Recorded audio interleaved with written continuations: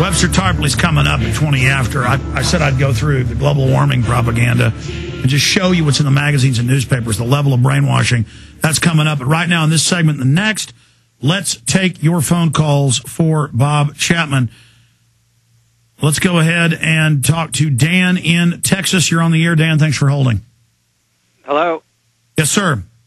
I wanted to ask him about hyperinflation, if he really thinks it's going to hit in the fall.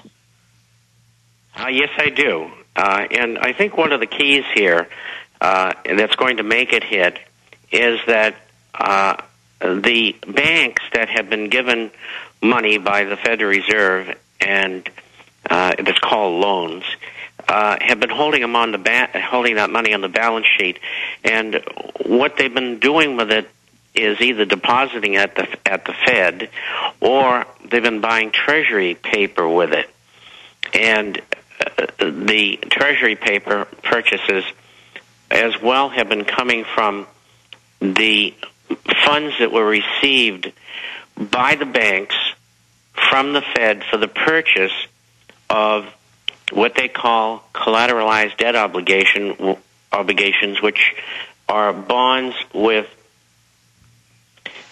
mortgages inside of them.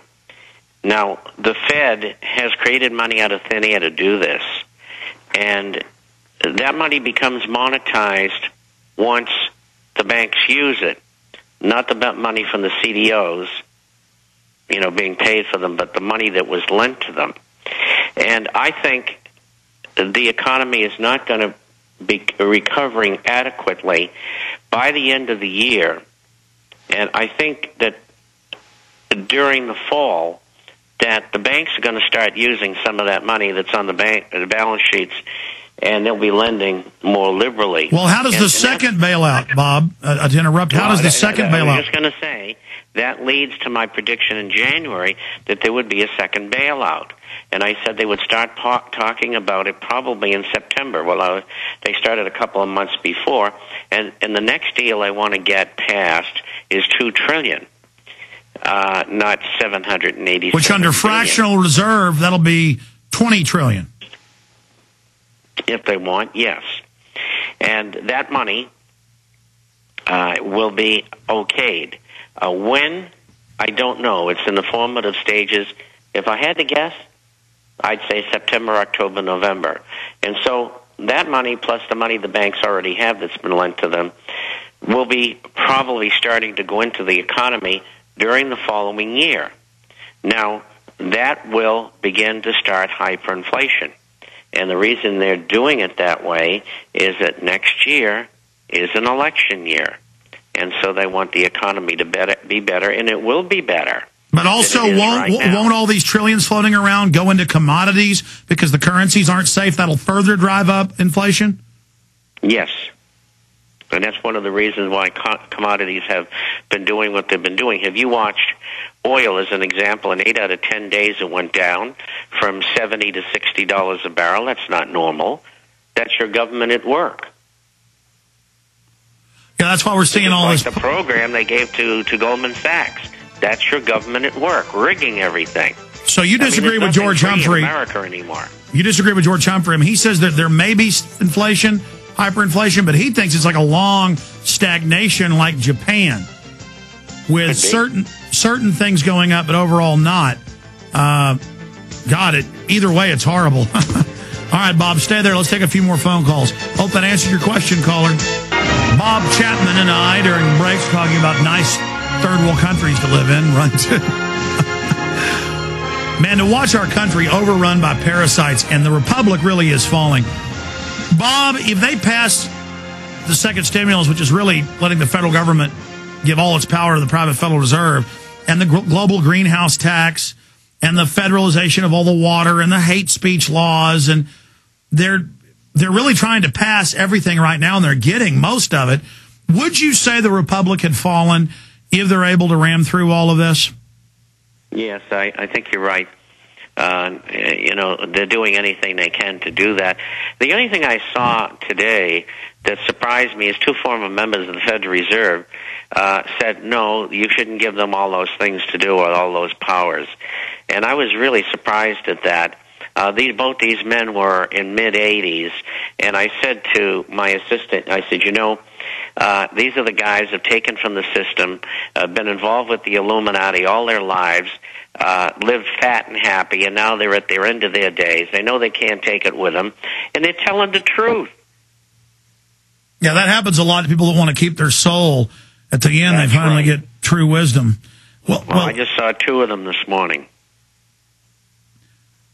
Are you saying that's in the news or that's an inside piece? No, it's in the news. It's in the news. One's Taylor and the other is Matlin. Listen.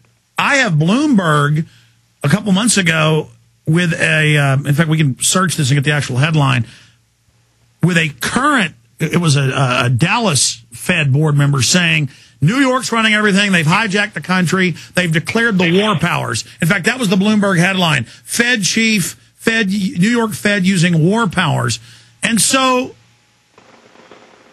I mean, I guess it's so centralized now because it's so criminal that maybe people in the Fed that aren't involved in the total criminality are hedging their bets, kind of going, I'm not with them. I think you're right. And I think they're fearful for their families. And I think the line has been drawn. And there's a group of us on one side, which includes some of the people who are involved in the evildoing, they're saying, look, I didn't think it was going to get this bad. I don't want any part of it anymore. They're on our side of the line. And then there's all the other bad guys on the other side. And it's going to come to punch-up time. And you and I got to, be careful what we do because they're going to try to take us out in the meantime. Absolutely. Let's jam in another call here. Chris in Tennessee, you're on the air with Bob Chapman. Thanks for holding. Hello, Alex. Hello, Bob. What I wanted to talk about was Ed and Eileen Brown, the anti-tax protesters who were just sentenced to 30 years, and also the people that helped them. Do you think that this is going to send a clear message to the other anti-tax protesters to discourage things or to... Well, I'll tell you what happened with that. I supported Ed and Elaine the entire time. But I said it needs to be nonviolent because of these patriots, a lot of them are big on talk and short on action. Like Elvis said, a little less talk, a little more action. And I saw things escalating, and I knew feds were in there trying to hype things, get the paranoia going. That whole thing was a setup. And then I was the bad one when I told folks, I said, this isn't a game, this isn't a joke. And when the feds go in there and grab them, people aren't going to help them. So Ed and Elaine Brown, are good people. We got a story up about how they were wrongfully put in prison. But they were set up. And now they're going to spend the rest of their lives in prison, and it's a horrible shame.